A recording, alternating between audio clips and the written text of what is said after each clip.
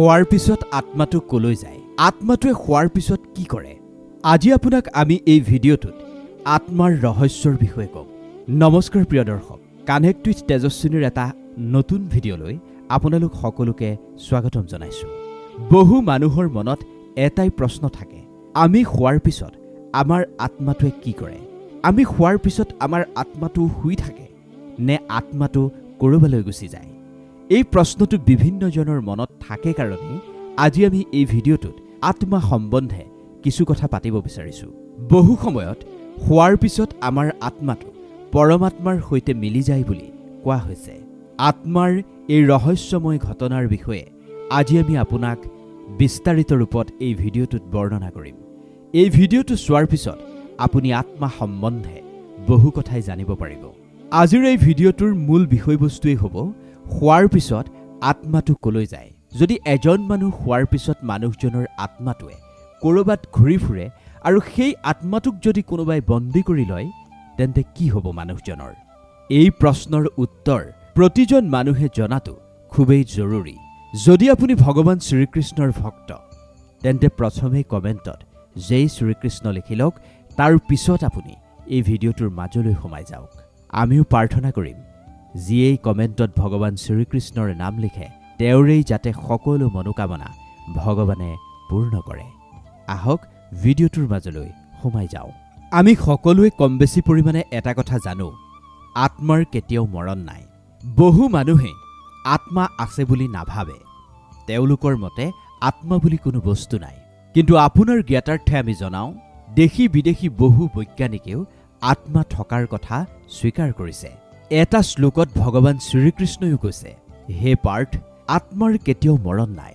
আত্মাক কোনো অস্ত্ৰই কাটিব নোৱাৰে। আত্মাক কেতিয়াও তুমি জ্বলাব নোৱাৰা। আত্মাক কোনো বতাহে উৰুৱাব নোৱাৰে।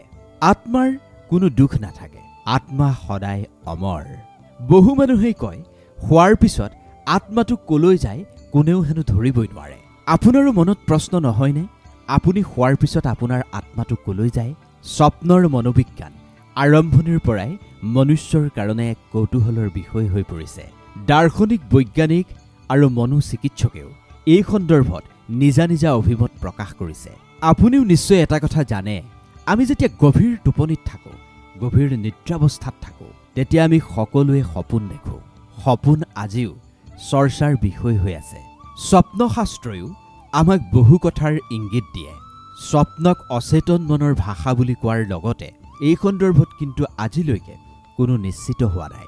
প্ৰখ্যাত দাৰ্শনিক হিপোক্ৰেটাছে উল্লেখ কৰিছে, মানুহ গভীৰ নিদ্ৰা অৱস্থাত থকাৰ পিছত আত্মা শৰীৰৰ পৰা ওলাই আহি ইফালে সিফালে ঘূৰি ফুৰে। সেই স্থিতিত তেওঁ যি দেখে বা শুনে সেয়াই সপোন। প্লেটোৱে সপোনক দৈহিক বা মানসিক লক্ষণৰ অভিব্যক্তি বুলি উল্লেখ কৰিছে।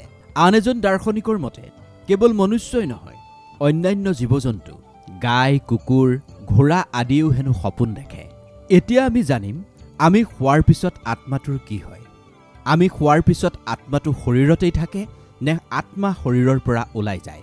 কাৰণ প্ৰতিজন মানুহে নিজৰ বিষয়ে জানিবলৈ ইচ্ছুক হৈ থাকে। তেওঁ শোৱাৰ পিছত তেওঁৰ আত্মাটোৰনো কি হয় সেই কথা জানিবলৈ মানুহ ইচ্ছুক হৈ আছে। সেইকাৰণে আজি এই বিষয়টো সন্দৰ্ভত আমি কিছু চৰ্চা কৰিবলৈ ওলাইছোঁ। আৰু এনেও চাবচোন, প্ৰসংগ যেতিয়া আত্মাৰ হয় তেতিয়া মানুহৰ মনত যথেষ্ট উৎসুকতা বৃদ্ধি পায়। কাৰণ আত্মাৰ বিষয়ে মানুহে জানিবলৈ বহুত বেছি চেষ্টা কৰে। বহুতেই আত্মাৰ বিষয়ে জানিবলৈ সাধু সন্তৰো আশ্ৰয় লয়। কাৰণ আত্মা সকলোৰে বাবে এক গভীৰ ৰহস্যৰ বিষয়। পুৰাণত আত্মাৰ সম্বন্ধে ভিন্ন ভিন্ন বৰ্ণনা আছে। পৌৰাণিক অভিমতৰ বিষয়ে জনাৰ পূৰ্বে প্ৰথমে সংক্ষেপে বৈদিক অভিমতৰ বিষয়ে আমি জানি লওঁ আহক। আপুনি শোৱাৰ পিছত আত্মা আপোনাৰ শৰীৰৰ ভিতৰতেই থাকে নে আপোনাৰ টোপনিৰ পিছত আপোনাৰ শৰীৰৰ পৰা আত্মা ওলাই যায় বা পৃথক হয়? যিজন মানুহ টোপনিত লালকাল হৈ থাকে সেইজন মানুহে বিভিন্ন আজব আজব বস্তু নিদ্ৰা অৱস্থাত দেখিবলৈ পায়। কেতিয়াবা কেতিয়াবা আত্মাই পৰমাত্মাক লগ পাবৰ কাৰণে গুচি যায় বুলিও বিশ্বাস কৰা হয়। কেতিয়াবা শুই থকাৰ অৱস্থাতেই এনেকুৱা অনুভৱ হয় আমাৰ যেন মৃত্যু হৈছে। আমাৰ মৃত্যুৰ পিছত আমি যেন ভগৱানৰ কাষলৈ গুচি আহিলোঁ। আমি তেওঁৰ সাক্ষাৎ দৰ্শন লাভ কৰোঁ। তেওঁৰ দৰ্শন লাভ কৰাৰ পিছতেই আমি এক গভীৰ প্ৰশান্তি অনুভৱ কৰোঁ। ভগৱানৰ সন্মুখৰ পৰা ঘূৰি অহাৰ মনেই নাযায় আমাৰ। কাৰণ শোৱাৰ সময়ত আমাৰ শৰীৰটো একেবাৰে মৃত হৈ পৰে। কিছুমান মানুহ আছে চাবচোন, টোপনি যোৱাৰ পিছত আপুনি যিমানেই জগাওক তেওঁ কেতিয়াও সাৰ নাপায়। তেনেকুৱা অৱস্থাত কোৱা হৈছে সেই মানুহজনৰ আত্মা তেওঁৰ পৰা বহু দূৰলৈ ওলাই গৈছে। সেইবাবেই মানুহজনে সোনকালে হেনো সাৰ নাপায়। মনত পেলাওকচোন, আপুনিও চাগে কেতিয়াবা সপোনত ভগৱানক দেখে। মানে যিজন ভগৱানক আপুনি পূজা প্ৰাৰ্থনা কৰে সেই ভগৱানজনে আপোনাক আহি সপোনত ধৰা দিয়ে। এনেকুৱাও হয় সেই পৰমাত্মাৰ সৈতে কোনোবাই কথা পাতে। কেতিয়াবা এনেকুৱাও হয় আপুনি সপোনত ভগৱানৰ দৰ্শন পাইছে আৰু ভগৱানক আপুনি আপোনাৰ সমস্যাৰ বিষয়ে অৱগত কৰিছে। এনেকুৱা বিভিন্ন সপোন আছে যিবোৰ সপোন আপোনাৰ কাৰণে সঁচাই বিশেষ। এইবোৰ বহুত বেছি শুভ বুলিও গণ্য কৰা হয়। এনেকুৱা অনুভৱ হয় আপুনি যেন ভগৱানৰ চৰণতেই থাকিব আৰু ভগৱানকেই যেন আপুনি চাই থাকিব। সেই ভগৱানৰ চৰণৰ পৰা আপুনি উভতি আহিবই নিবিচাৰে। এনেকুৱা হয় কেতিয়াবা সপোনত। কিন্তু এইখিনি আপুনি নকৰে। আপোনাৰ দৈহিক শৰীৰটোৱে এইখিনি নকৰে, বৰঞ্চ আপোনাৰ আত্মাটোৱেহে এইখিনি কৰে বুলি গভীৰভাৱে বিশ্বাস কৰা হয়। আপুনি নিজেও এটা কথা লক্ষ্য কৰিবচোন, যিদিনা সপোনত আপুনি ভগৱানক দেখে, ভগৱানৰ দৰ্শন পায়, ভগৱানৰ সৈতে কথা পতা দেখে, সেইদিনা আপোনাৰ তন মন একেবাৰে পবিত্ৰ হৈ পৰে। ভগৱানৰ দৰ্শন পোৱাৰ পিছত যেতিয়া আপুনি সাৰ পায় ৰাতিপুৱা, আপোনাৰ মনটো কিমান ভাল লাগে। শোৱাৰ পিছতো আত্মা অচেতন মনৰ সৈতে জড়িত হৈ পৰে। সেইকাৰণে টোপনিৰ সময়ছোৱাক দ্বিতীয় মৃত্যু বুলি কোৱা হৈছে। মানুহ এজনৰ শৰীৰ মৃতপ্ৰায় হৈ থাকে টোপনিৰ সময়ছোৱাত। শোৱাৰ পিছত আপোনাৰ আত্মাটো ভৱিষ্যতৰ দিশে গুচি যাব পাৰে। কেতিয়াবা কেতিয়াবা আপোনাৰ আত্মাটোৱে আপোনাৰ ভৱিষ্যতটোও দেখা পায়। অৰ্থাৎ আমি আপোনাক কি কৈছোঁ বুজি পাইছেনে? আমি আপোনাক কৈছোঁ আপুনি যেতিয়া শুই যাব, শুই যোৱাৰ পিছত আপোনাৰ আত্মাটোৱে আপোনাৰ ভৱিষ্যতত কি হ'ব সেই পথলৈ গুচি যায়। আপোনাৰ আত্মাটোৱে আপোনাৰ ভৱিষ্যত দেখা পায়, কাৰণ আত্মাটোৰ সেই ক্ষমতা থাকে। আপুনি যদি কথাখিনি বুজি পাইছে তেন্তে আপোনাৰ চকুৰ সন্মুখত অলেখ অজস্ৰ উদাহৰণ চাগে ভাহি আহিছে। শোৱাৰ পিছত আমাৰ অচেতন মন ভৱিষ্যতৰ দিশলৈ গুচি যায়। যিটো বস্তু আপুনি খোলা চকুৰে দেখা নাপায়, সেই একেই বস্তুটো কিন্তু আপোনাৰ বন্ধ চকুত আপোনাৰ আত্মাটোৱে চাব পাৰে। কেতিয়াবা এনেকুৱা হয় আপুনিও এনেকুৱা কিছুমান সপোন দেখে যিবোৰ পৰৱৰ্তী সময়ত সত্য প্ৰমাণিত হয়, বাস্তৱ হৈ যায়। আজি যিটো সপোন দেখিছে দুদিনৰ পিছত সেইটোৱে সত্য প্ৰমাণিত হয়।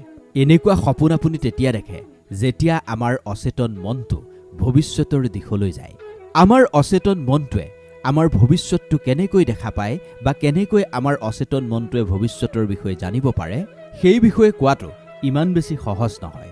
কিন্তু এনেকৈ বিশ্বাস কৰা হয় যিটো ভৌতিক জগতত সংঘটিত হয় তাৰ পূৰ্বে সূক্ষ্ম জগতত সংঘটিত হয়। অৰ্থাৎ আমাৰ লগত প্ৰথমে সূক্ষ্ম জগতত যিটো ঘটে তাৰ প্ৰভাৱ পৰৱৰ্তী সময়ত ভৌতিক জগতত পৰে। যেতিয়া আমি শুই যাওঁ আমাৰ আত্মাটোৱে অনন্ত ব্ৰহ্মাণ্ডত ঘূৰি ফুৰে। ক'ত কি হৈছে সেয়া চাব পাৰে আত্মাটোৱে। কেতিয়াবা কেতিয়াবা শুই যোৱাৰ পিছত আমাৰ আত্মাই বৈকুণ্ঠ ধামৰো দৰ্শন পায়। আৰু সূক্ষ্ম জগতত যিখিনি ঘটি থাকে সেয়া খুব সহজতেই আত্মাই অনুমান কৰি ল'ব পাৰে। ভৱিষ্যতৰ বিষয়ে আমাক সংকেত দিয়া সপোনৰ মাজত আমাৰ অচেতন মন সেই স্থানলৈ গৈ চাব পাৰে বা সেই স্থান ইয়াৰ পৰাই চাব পাৰে। এনেকুৱা ধৰণৰ সপোন আপুনিও দেখিছে কেতিয়াবা। এনেকুৱা ধৰণৰ সপোন ময়ো দেখিছোঁ। এবাৰ এজন বন্ধুৱে মোক কৈছিল তাৰ জেঠাইকৰ পুতেকৰ মৃত্যু হৈছিল।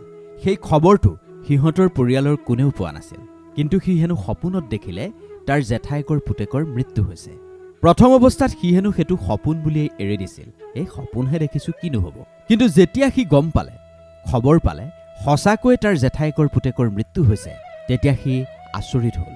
সকলোবোৰ সপোন কেতিয়াও সত্য নহয়। 100ৰ ভিতৰত এটা সপোনহে কেতিয়াবা সত্য প্ৰমাণিত হয়। সেইবাবেই সপোন দেখিলে আপুনি মনটোক অশান্তি নকৰিব। আপুনি শান্ত হ'ব, কুল হৈ থাকিব। এয়া যে কেৱল এজন বা দুজন মানুহৰ লগত সংঘটিত হয় তেনেকুৱা একেবাৰেই নহয়। আপোনাৰ পৰিয়ালৰ বহু সদস্যৰ লগত এনেকুৱা হ'ব পাৰে টোপনিত থকাৰ অৱস্থাত ভৱিষ্যতটো দেখা পায়। আপোনাক আমি কওঁ সকলো ভৱিষ্যতৰ কাম ফিক্সড হৈ নাথাকে, কিন্তু কিছুমান বস্তু কেতিয়াবা ফিক্সড হৈ থাকে। হোৱাৰ অৰ্থ হ'ল আপোনাৰ চেতন মন শুই যোৱা। চেতন মন আপোনাৰ শৰীৰৰ এটা অংশ মাত্ৰ। সেই অংশটো শুই যায় বুলি আপুনি ধৰি লওক। গতিকে আপুনি যেতিয়া শুই যায় আপোনাৰ চেতন মনটোহে শুই যায়, কিন্তু আপোনাৰ ভিতৰৰ যিটো মন সেই মনটোৱে কেতিয়াও নুশুৱে। সেই মনটোক এইবোৰৰ কোনো প্ৰয়োজন নাই। চেতন মন যেতিয়া শুই যায় তেতিয়া আমি বাহিৰৰ বস্তুবোৰ দেখা আৰু শুনা একেবাৰে বন্ধ হৈ পৰে। আৰু যদি দেখোঁ এয়া চেতন মনৰ সহায়ত আমি নেদেখোঁ। আত্মাই একোৱেই নকৰে, কাৰণ আত্মা হৈছে এক অভৌতিক সত্তা। আত্মাৰ ভিতৰত কোনো ধৰণৰ ৰাগ নাই। যেতিয়া আমি নিৰ্গুণৰ বিষয়ে কথা পাতোঁ সেয়া আত্মাই। যেতিয়া আমি শুই যাওঁ তেতিয়া আমাৰ অচেতন মন আত্মাৰ সৈতে জড়িত হৈ ক্ৰিয়াশীল হৈ পৰে। তাৰ পিছতেই আমি সপোনৰ মাজলৈ সোমাই যাওঁ। এনেদৰে দেখি আমাৰ এনেকুৱা অনুভৱ হয় হোৱাৰ পিছত আমাৰ আত্মাটো ক'ৰবালৈ গুচি গ'ল। এয়া মনোবিজ্ঞানৰ সৈতে জড়িত এক গভীৰ ৰহস্যৰ বিষয়। ইয়াৰ উত্তৰ দিবলৈ গ'লে বহুত বেছি দীঘলীয়া হ'ব ভিডিঅ'টো। আপুনি কেৱল এটাই মাত্ৰ বুজি লওক, আত্মাই কেতিয়াও নুশুৱে। আত্মা সদায় ক্ৰিয়াশীল হৈ থাকে। যেতিয়ালৈকে আত্মা শৰীৰৰ ভিতৰত থাকে তেতিয়ালৈকে আত্মা ক্ৰিয়াশীল হৈ থাকে। এনেকৈও আপুনি ক'ব পাৰে মৃত্যুৰ পিছত অনন্ত আকাশত আত্মা বিলীন হৈ পৰে। ইয়াৰ প্ৰমাণ কাৰো ওচৰতেই নাই। আত্মাৰ বিষয়ে অধ্যয়ন আৰু মোৰ নিজৰ অনুভৱৰ পৰা এটা কথা মই গম পালোঁ, আত্মা মস্তিষ্কৰ এটা মাত্ৰ বিন্দু। আত্মাই প্ৰতিটো প্ৰান্তত ঘূৰি ঘূৰি মানুহৰ চেতনা গঢ়ি তোলে। যদি আপুনি ভাবি আছে আপুনি শোৱাৰ পিছত আপোনাৰ আত্মাটো ক'ৰবালৈ গুচি গ'ল, তেন্তে আপুনি ভুল। আত্মা প্ৰতিটো স্থানতে একেবাৰেই সুলভ, প্ৰতিটো স্থানতে উপলব্ধ। কিন্তু কিছুমান কৰ্মৰ বন্ধনত আত্মা বন্দী হৈ থকাৰ কাৰণে আপুনি বেলেগকৈ ভাবে, কিন্তু তেনেকুৱা একো কথা নাই। কিন্তু সেই কৰ্মৰ বন্ধন যদি আপুনি মুক্ত কৰি দিয়ে, আপোনাৰ আত্মা মোৰ আত্মা বুলি কোনো বস্তু নাই। ইয়াৰ অৰ্থ হ'ল শোৱাৰ পিছত আপোনাৰ আত্মা কলৈকো নাযায়। ক'ৰবালৈ যোৱাৰ আত্মাটোৰ প্ৰয়োজনেই নাই। কিন্তু আপুনি আপোনাৰ মনৰ গতিকেই আত্মাৰ গতি বুলি ধৰি লয়। সপোনত আমি আমাৰ বৰ্তমানটো দেখা পাওঁ।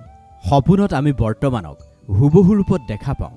বৰ্তমানত যিটো ঘটিছে সেয়া আমি সপোনৰ ৰূপত দেখা পাওঁ। এনেকুৱা ধৰণৰ সপোনে আমাক এইটো কথাই শিকাইছে ক'ত কি হৈ আছে। এনেকুৱা ধৰণৰ সপোনৰ আমাৰ হাতত কোনো প্ৰমাণ নাই, কিন্তু এটা ঘটনাৰ বিষয়ে এই ভিডিঅ'টোত আমি উল্লেখ কৰিব বিচাৰিছোঁ। ডক্টৰ অৰুণ কুমাৰে লিখিছে, এবাৰ যেতিয়া তেওঁ শুই আছিল তেতিয়া তেওঁ দেখিলে এজন সজ্জন তেওঁৰ কাষলৈ আহিছে আৰু সজ্জনজনে হেনো তেওঁক ক'লে, মই যাবলৈ ওলাইছোঁ, তুমি ল'ৰা ছোৱালীকেইটাক চাবা। তেতিয়াই হঠাৎ লেখকৰ চকু মেল খালে। তেতিয়া তেওঁ সময় চালে, ৰাতি ৩টা বাজিছে। তেওঁ বুজিব পৰা নাছিল এইবোৰ কেনেকৈ হ'ল, সজ্জনজন তেওঁৰ কাষলৈ কিয় আহিল। কিন্তু যেতিয়া ৰাতি পুৱালে তেতিয়া তেওঁ গম পালে সজ্জনজনৰ ৰাতি 1টা বজাতেই মৃত্যু হৈছে। সপোনত আমি বৰ্তমানটো দেখা পাওঁ। সেয়া আছিল সজ্জনজনৰ জীৱাত্মা। লেখকৰ চেতন মন জাগ্ৰত হোৱা নাছিল ঠিকেই, কিন্তু অচেতন মন জাগ্ৰত ৰূপত আছিল, আৰু সেইকাৰণেই তেওঁ এটা সপোনৰ ৰূপত সজ্জনজনক দেখা পাইছিল। জীৱাত্মাই অচেতন মনৰ সৈতে খুব সহজতে সম্পৰ্ক স্থাপন কৰিব পাৰে। তাৰ পৰিৱৰ্তে কিন্তু চেতন মনৰ সৈতে সম্পৰ্ক স্থাপন কৰাটো ইমান সহজ নহয়। সেইবাবেই দেৱতা বা বেলেগ আত্মাই সপোনৰ মাধ্যমেৰে কিছু কথা ক'ব বিচাৰে। চেতন মনৰ নিজস্ব এটা সীমা আছে, ঠিক সেইদৰে অচেতন মনৰো এটা নিজস্ব সীমাবদ্ধতা আছে। এক ভৌতিক, আনটো হৈছে সূক্ষ্ম। শোৱাৰ পিছত আপুনি আপোনাৰ ভূতকালটো চাব পাৰে। আপোনাক আমি কৈ থওঁ আত্মা এক সহযোগী। আত্মাই কেৱল সহযোগ কৰিব পাৰে। সেইবাবে শোৱাৰ পিছত আপোনাৰ অচেতন মনে আপোনাৰ ভূতকাল চাব পাৰে। ভূতকালৰ অৰ্থ হৈছে যিটো ইতিমধ্যেই হৈ গৈছে। সেই বস্তুবোৰলৈ চেতন মন যাব নোৱাৰিলেও অচেতন মন কিন্তু খুব সহজতেই যাব পাৰে। কেতিয়াবা আমি এনেকুৱা ধৰণৰ সপোনো দেখা পাওঁ যিবোৰৰ বিষয়ে আমি এইটো জীৱনত ভাবিয়েই পোৱা নাই। তেনেকুৱা ধৰণৰ কিছু সপোনো আমি এই জীৱনত দেখা পাওঁ।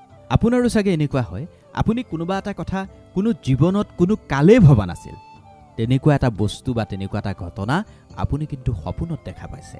এবাৰ কি হ'ল, এগৰাকী মহিলাই এনেকুৱা এভাগ মন্দিৰ সপোনত দেখা পালে যিভাগ মন্দিৰৰ বিষয়ে তেওঁ কেতিয়াও কল্পনাই কৰা নাছিল। যেতিয়া সেই মহিলাগৰাকীয়ে সপোনত দেখা মন্দিৰভাগ বিচাৰিবলৈ চেষ্টা কৰিলে, সেই মহিলাগৰাকীয়ে কিন্তু সপোনত দেখা মন্দিৰভাগ সঁচাকৈয়ে বাস্তৱত দেখা পাইছিল। তাৰ পিছত মহিলাগৰাকীক এজন সাধুৱে ক'লে এই মন্দিৰভাগ তেওঁৰ পূৰ্বজন্মৰ লগত সংপৃক্ত, সেইবাবেই তেওঁ বাৰে বাৰে সেই মন্দিৰভাগ সপোনত দেখা পাইছিল। ইয়াৰ অৰ্থ হ'ল সপোনৰ মাধ্যমেৰে অচেতন মনে তেওঁৰ পূৰ্বজন্মৰ ইংগিত প্ৰদান কৰিছিল। কেনেকৈ আমাৰ অচেতন মনে পূৰ্বজন্মত আমাৰ লগত যিবোৰ ঘটনা ঘটিছিল সেইবোৰলৈ গুচি যাব পাৰে। প্ৰতিজন মানুহৰে মনত এটা জিজ্ঞাসা আছে, তেওঁ পূৰ্বজন্মত কি আছিল, কেনেকৈ আছিল এয়া জানিবৰ কাৰণে। কিন্তু কোনেও নাজানে আপুনি পূৰ্বজন্মত কি আছিল। হোৱাৰ পিছত আপুনি যদি এই প্ৰশ্নটো বাৰে বাৰে আপোনাৰ অচেতন মনক কৰিবলৈ ধৰে, হোৱাৰ পূৰ্বে যদি আপুনি প্ৰতি নিশা এই প্ৰশ্নটোকেই অচেতন মনটোক কৰিবলৈ ধৰে, তেন্তে আপুনিও তেনেকুৱা ধৰণৰ কিছু সপোন দেখি যাব পাৰে। এই সন্দৰ্ভত এজনে লিখিছে, তেওঁ প্ৰতি নিশা শোৱাৰ পূৰ্বে নিজৰ অচেতন মনটোক পূৰ্বজন্মৰ বিষয়ে প্ৰশ্ন কৰি আছিল। তেওঁ প্ৰশ্ন কৰিছিল পূৰ্বজন্মত তেওঁ কি আছিল। তেনেদৰে একেৰাহে ৮ দিন প্ৰশ্ন কৰাৰ পিছত হেনো তেওঁ এটা সপোন দেখা পালে। তেওঁ পূৰ্বজন্মত এগৰাকী নাৰী আছিল। এটা আধ্যবন্ত পৰিয়ালত তেওঁৰ জন্ম হৈছিল। বৰ্তমানৰ বাস্তৱ পৃথিৱীখনত যিগৰাকী তেওঁৰ মাতৃ, পূৰ্বজন্মত তেওঁ হেনো তেওঁৰ শাহুৱেক আছিল। পূৰ্বজন্মত তেওঁ বহুত বেছি ধনী আছিল।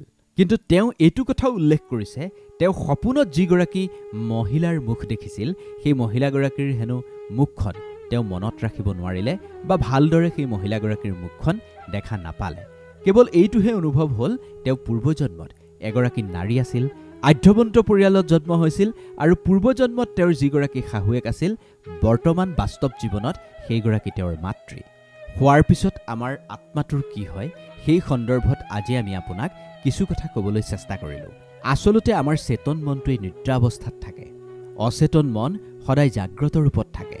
আৰু এটা ঘটনা আপোনাক কৈ থওঁ, যেতিয়া আমাৰ ঘৰখনৰ ভিতৰত নিগেটিভ শক্তিৰ তৎপৰতা বৃদ্ধি পায়, তেতিয়াই আমাৰ টোপনি নহা হয় আৰু আমাৰ বিভিন্ন ধৰণৰ মানসিক অশান্তি হয়। ৰাতি বাৰে বাৰে টোপনিৰ পৰা সাৰ পাই যোৱাটো এইবোৰৰ কাৰণেই হয়। তেনেকুৱাত আপুনি আপোনাৰ ঘৰখন যেনে তেনে পজিটিভ কৰিব লাগিব। এনেকুৱা পজিটিভ বস্তু আপুনি ঘৰখনত ৰাখিব লাগিব, যিবোৰ পজিটিভ বস্তুৰ কাৰণে নিগেটিভ বস্তুবোৰ নিজে নিজেই আঁতৰ হৈ যায়। যিদিনাই আপুনি আপোনাৰ ঘৰখন পজিটিভ কৰি ৰাখিব পাৰিব, সেইদিনাই আপুনি ভালদৰে টোপনি যাব পাৰিব আৰু কেতিয়াও আপুনি বেয়া সপোন দেখা নাপায়। নিগেটিভ শক্তি কিন্তু কোনেও দেখা নাপায়, আপুনিও দেখা নাপায়, কিন্তু তাৰ অনুভৱ আপোনাৰ হ'ব। ঘৰখনত যদি কিবা দেৱী দেৱতাৰ মূৰ্তি আছে, ফটো আছে, সেয়া ভুলতো আপুনি আঁতৰাই নিনিব। ঘৰখন পজিটিভ কৰি ৰাখিব, তেতিয়া আপোনাৰ মনটো পজিটিভ হৈ থাকিব। মনটো পজিটিভ হৈ থাকিলে আপোনাৰ টোপনিও ভাল আহিব, ৰাতি আপুনি ভগৱানৰো দৰ্শন পাব। আত্মা সম্বন্ধে আমি যি ভিডিঅ' প্ৰস্তুত কৰিলোঁ, এই ভিডিঅ'টো চাই আপোনাৰ কেনেকুৱা লাগিল? যদি ভাল লাগিল, আপুনি আপোনাৰ অনুভৱ আমাক কমেণ্ট কৰি জনাবলৈ নাপাহৰিব। আমাৰ চেনেলটোত যদি আপুনি নতুন, অনুগ্ৰহ কৰি ছাবস্ক্ৰাইব কৰিব আৰু এনেকুৱা ধৰণৰ ভিডিঅ' যিমান পাৰে সিমান আপোনজনলৈ শ্বেয়াৰ কৰিব। ধন্যবাদ।